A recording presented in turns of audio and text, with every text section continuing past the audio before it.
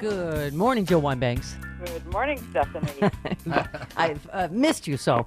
And I loved your MAGA stands for Make Attorneys Get Attorneys. That was very funny.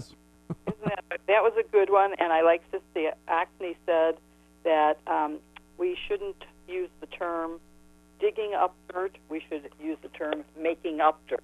Yep. So this is all part of my new let's this, not that. Let's not let him set the glossary for this scandal. And gracious of you to give credit to your fellow legal lady. Yes, absolutely. I heard her say it, and I thought, I'm adopting that. That is so good. No, but Jill, it does add another layer of awful that they know very well that this is just a load of crap. This whole Ukraine conspiracy and the Bidens and all that. They just want them to say there's an investigation so they can smear Biden the same way they did Hillary with some, yeah. And let's not let them make it successful by them saying it. It doesn't make it true. It isn't true. There is not a shred of evidence. Yeah. Jamie agrees with you. I'm glad to hear that. Yeah. That's my favorite. She knows I also have to say, I just realized for the first time today that you made up a jingle for me that has part of the title of my book. Winebanks, that girl. That's right. That's right. You were so prescient. I can't. Isn't that fabulous? I can't wait for the book. You can pre-order it now. We have links up for all of it on our page. That's right. You tweeted, Jill, Trump and his toadies in the Republican Party deserve no mercy for the totally predictable outcome of Donald protecting his Trump towers in Turkey by agreeing to this invasion and withdrawing our troops. Shameful. I mean, this is yet another level, Jill. I mean, they literally are saying he has reconstituted ISIS almost single-handedly. I mean, I don't even know what the legal term is for this now, what he has just done in Turkey. Legal term for this is just plain old, I don't know what to call it, but it's a wake-up call, it seems to me, for all Americans. People have to wake up and say, oh, my God, I realize what's going on now, and I am in danger. World order is in danger. We have to stop it. This is why David Frum even tweeted, Joe, we have got to see those tax returns. We've got to see call transcripts, whether it's Erdogan or Putin. I mean, yeah.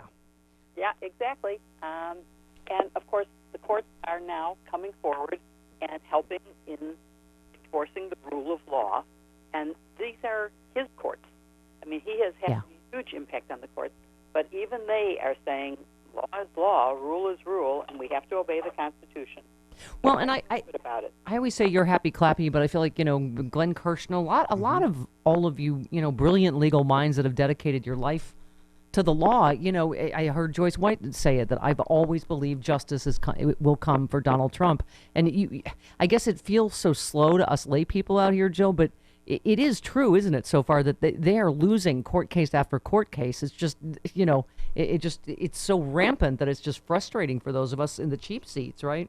Absolutely, but this was a really big week, not only in terms of court losses, in terms of testimony. The former ambassador to Ukraine was, we haven't heard her full testimony, but from what has been reported, she was quite clear on what's happening and how dangerous this is for people in Ukraine. It's dangerous for the entire world order, and then you add to that his pullback and total abandonment of our allies, the Kurds, and you can see the genocide that's starting to happen, and this only empowers Russia. All of this goes back to Russia. Yep. Russia wants to take part of Ukraine. Russia wants this. Russia wants that, and Russia gets it. Yep. It's all Russia. This helping Assad is helping Russia. Yep. And there's no reason why this had to happen. This is just all wrong. Very bad. Well, and you tweeted of this week. You said a significant week where the House will have more incriminating evidence, either because witnesses testify honestly and provide documents that add to the mounting evidence of 45's guilt, or because they stonewall, which is one more act of obstruction that supports impeachment, as it did with Nixon. Let's talk. You said the evidence builds. Sondland will testify it's true Trump said no quid pro quo, not that it's true there was none. It kind of buggers the imagination that he didn't know what was going on, doesn't it? Yes, he doesn't look good, and why is he the ambassador if he's that silly? But his testimony, some people have misinterpreted what reported as being, well, that's helpful to Trump. No, it's not helpful to Trump. It is definitely not. All he's saying now is, I reported exactly what Trump told me. I don't know whether that was true or not. I only said he said there was no quid pro quo. And if you were part of the conversation, and we all are now, we've all had the opportunity to read the conversation, everyone now knows that there was absolutely no doubt about it. There was a quid pro quo. Right. It was, you want help, then I want a favor, though, and then we'll talk about your help. So it's clear on its face. We don't need any more than that. And Jill, this piece you wrote that everybody's talking about with the 17 former Watergate special prosecutors, including you said you had 3 articles of impeachment against Nixon, right? One for obstruction, one for abuse of power, one for contempt of Congress. Shortly thereafter, he resigned, obviously, rather than face a Senate trial. You said, in our considered view, the same 3 articles of impeachment could be specified against Trump, as he has demonstrated serious and persistent abuses of power that satisfy the constitutional standard high crimes and misdemeanors. Exactly. The 3 articles all apply here because it was obstruction of justice, and we know from the Mueller report there's no question that he engaged in obstruction of justice. We know from the whistleblower that the material about the Ukrainian phone call was put into a special vault in order to keep it from being made public. That's another obstruction of justice. You have abuse of power, clearer abuse of power than trying to get something of personal value, something to help your campaign, in exchange for helping an ally, instead of doing something that's in America's interest. That's clearly an abuse of power. And firing the ambassador because she was standing in the way of your getting away with this is another abuse of power. And, of course, contempt of Congress is, I mean, I can't even tell you how many times he has refused, not just in terms of the Mueller investigation or the impeachment investigation, but in terms of immigration policy. He's just not letting anyone testify from his administration. And he just lost another huge court case, Jill, correct, about trying to use the emergency, Yes. the state of emergency funding, to, diverting it from the military to pay for the wall. That was a huge loss, wasn't it? Yes, this week, that's why I said this week he really lost big in the courts and lost big in testimony. So things are really spiraling fast, I think. Jill, you right, obviously, as we've talked about before, because it was my dad's running mate, Goldwater, among others, you say it was a group of Republican senators who put national interest over party loyalty. You say, you end the piece by saying, we hope the current Senate would similarly put honor and integrity above partisanship and personal political interest. Well, I can tell you I knew Barry Goldwater. Yeah. And Mitch McConnell is no Barry Goldwater, let me just say. But I thought, Jill, interesting, of all people, Sam Donaldson, I don't know if you saw, wrote a piece about the same thing I've been saying. Is he said, I wouldn't so fast say the Senate will never convict. He said if these numbers go the way they're continuing to go, I don't think they'll do it because it's the right thing, but because he's going to take them all down with him. What do you think? I do, as you know, I tend to be very optimistic and have faith in the American people eventually seeing the facts, no matter what is put in their way of seeing those.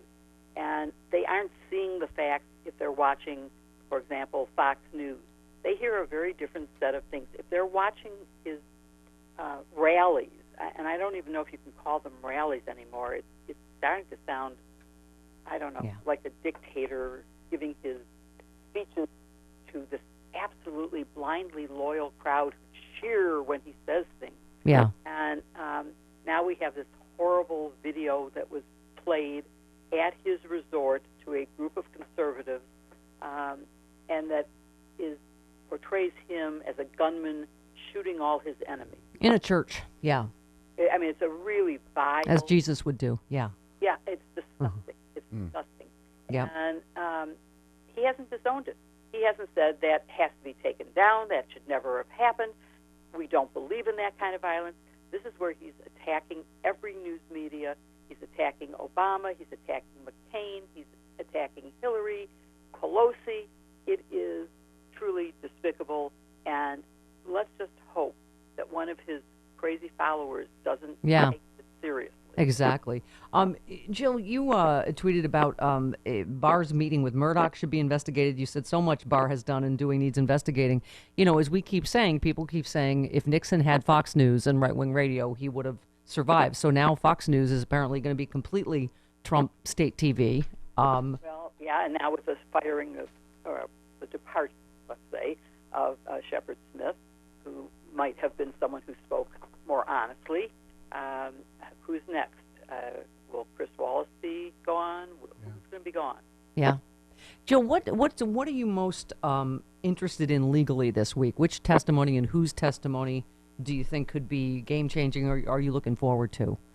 I think at this point we are in a mounting series of evidence, and that one of the things prosecutors learn is that you could investigate forever and keep finding crimes when you're investigating criminals, but at some point you say, I have enough to convict and I should stop. Yeah. And we may be at a point where, yes, we could keep on going, and yes, we could find more, but let's just wrap up the details of what we already have. Now, Fiona Hill is testifying today. She's being deposed today, and she may confirm a lot of what we already know. That will be more evidence. The IRS whistleblower, I've added another whistle to my whistleblower pin, so I now have two, but two for Ukraine, but it could be one for IRS and one for Ukraine. You're going to mean more dominoes pins as well. Yeah. Yes. I actually saw a domino set yesterday when I was looking for pins and thought about doing that, but I also have multiple unhinged pins. Yes.